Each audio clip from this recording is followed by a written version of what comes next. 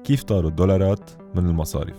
لحد تشرين الأول 2019 كانت الودايع اللي حاطينها الناس بالمصارف بالدولار توصل ل 124 مليار دولار، وبالإضافة لالتزام المصارف لأصحاب هالودايع عندها المصارف التزامات مالية تانية وبتوصل مجموع التزاماتها لمبلغ 144 مليار دولار. المصارف عم بتخل بالتزاماتها، والسؤال بيطرح نفسه: شو عملت المصارف بهالدولارات؟ 1. حطت ودايع وتسليفات عن مصرف لبنان ب 75 مليار دولار. 2. اشترت سندات يورو بونز، يعني دينت الدولة بالعملة الصعبة ب 14 مليار دولار. 3. دينت القطاع الخاص للسكن وللسيارات وغيره 33 مليار دولار. 4. طلعت لبرا كموجودات خارجية 21 مليار دولار، معظمها بحسابات بالمصارف المراسلة وغيرها. يعني تم استثمار 62% من الموجودات بالدولار بين مصرف لبنان واليورو بونز. على الورق هالمصريات بعدها موجودة، بس بالواقع لا. ليش؟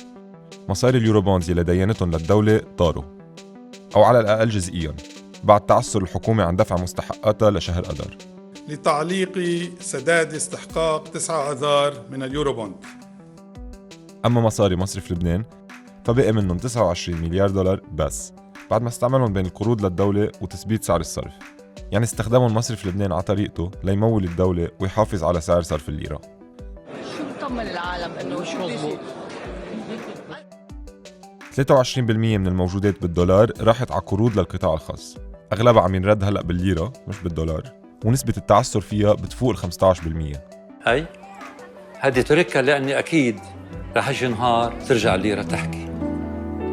يعني عملياً المبلغ الوحيد الباقي عند المصارف بالعملات الصعبة واللي مش مرتبط بدين الدولة أو مصرف لبنان أو القطاع الخاص هو اللي موجود بالمصارف واستثمارات برا، واللي قيمته حوالي 31 مليار دولار، يعني تقريباً ربع قيمة الودايع. كيف وصلنا لهون؟ المصارف حطت كل شيء عندها إياه بالاستثمارات الخطرة المربوطة بالقروض للدولة، لأنه الفايدة كانت عالية والأرباح سريعة، وكانت تتوزع على أصحاب المصارف والودايع الكبيرة. السؤال الثاني: كيف ممكن يرجع التوازن بين التزامات المصارف وموجوداتها بالعملة الصعبة؟ بلشت المصارف تفرض السحب الإلزامي بالليرة بدل الدولار لتخلص من ودايعها بالعملة الصعبة، بس هالشي مش عادل لأنه بيطال الودايع الصغيرة والكبيرة، وكمان مش كافي لأنه الفرق بين الموجودات والالتزامات كتير كبير.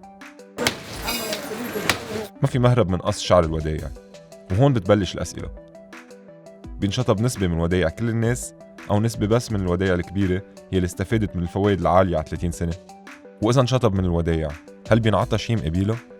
وزير المال اقترح استبدال قسم من الودايع بأسهم بالمصارف ورجع نفى.